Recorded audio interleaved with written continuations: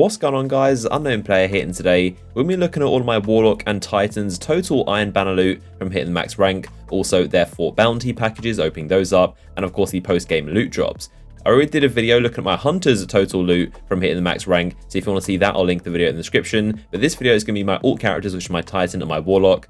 So firstly, let's look at the primaries. Of course, we're going for a clever dragon, and I'm still yet to get one which is absolutely perfect, but I've got some really interesting rolls that I've been experimenting with. So this, of course, is my normal clever dragon, which you've seen before. It's got hand lay stock, high caliber, and glass half full. So what I'm going for ideally is something with hand lay stock, high caliber, and maybe counterbalance for even better stability. So looking through them, this first one is 400, and I've already ranked up because I was trying this out myself, and this is a really interesting weapon.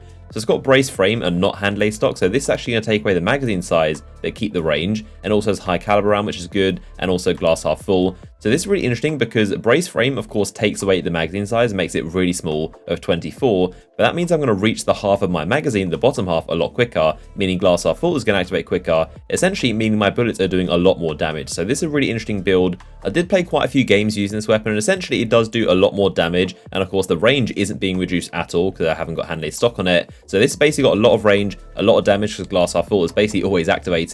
I'm pretty sure in most gunfights glass half full will at least catch on in like the last burst of fire, but it seems to do a lot of damage, a very good range. But the problem is, of course, the magazine size. It does run out very quickly, and there are definitely a lot of gunfights where I died only because I ran out of bullets. So it's an interesting weapon if you're really close, and if you're confident that you're not going to miss your shots, then you can actually melt people with this gun because it's got such high range and such high damage. But for the most part, it's really got a low magazine, so it's a risky weapon, but it's definitely interesting.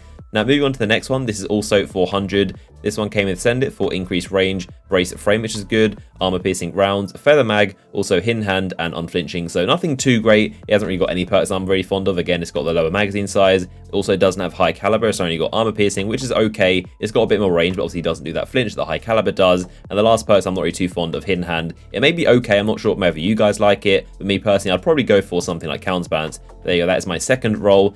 And my third one is over here, which is 400. And this one came with another interesting set. We've got Hammer Forge for more range, hand laid stock to decrease the range a little bit, armor piercing, appended magazine, head seeker, and secret round. So you guys have heard me say head seeker is pretty overrated. It's not that great of a perk. It does a tiny bit of damage, but I don't think it's really that noticeable. Again, you really want something like high caliber in the middle column, if not something like quick draw or snapshot. And I'm starting to feel like hand lay stock may be the better option than brace frame. Initially, I did think that it may be better for brace frame to decrease the magazine size, maybe raise it in appended magazine. But I do feel like high caliber is also essential, and obviously you can't have both of those. So I think my preferred choice would be hand lay stock. It does take away the range, but I don't think it's all that noticeable. I don't think a weapon like this needs all that much range. You shouldn't really be using this as a long range weapon. I think Blind Perdition will probably be a better pulse rifle. But when it comes to close range engagements, I don't think range is all that important.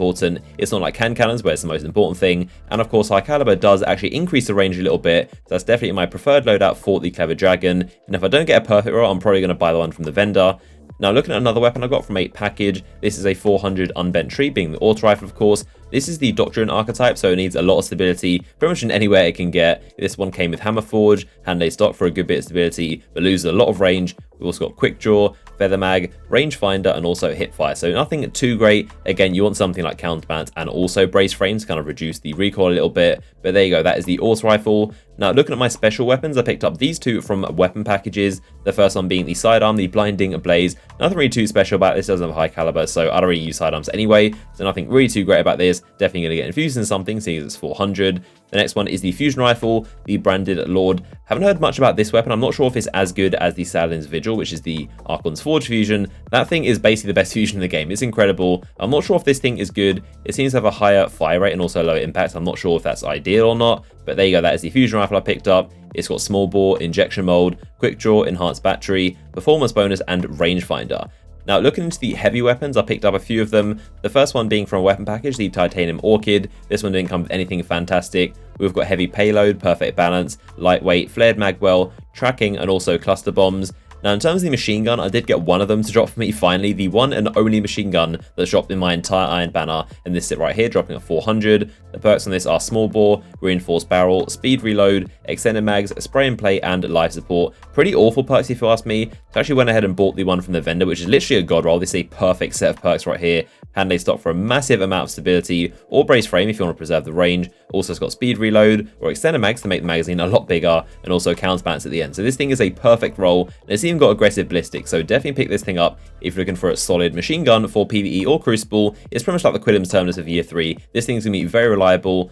Now, looking at the armor pieces I picked up, I got this helmet from my Warlock's armor package, being at 400 intellect and strength, with also infusion. In terms of gauntlets, I picked up these for my Titan from package, again at 400. Pretty much everything drops at 400 if you are 400 yourself, and these have intellect and discipline sniper reload. In terms of chest piece, I think I picked up one for my Titan, and I may have infused it into this chest piece, because I need to be 400 at the time, but I got about one chest piece in my entire Iron Banner.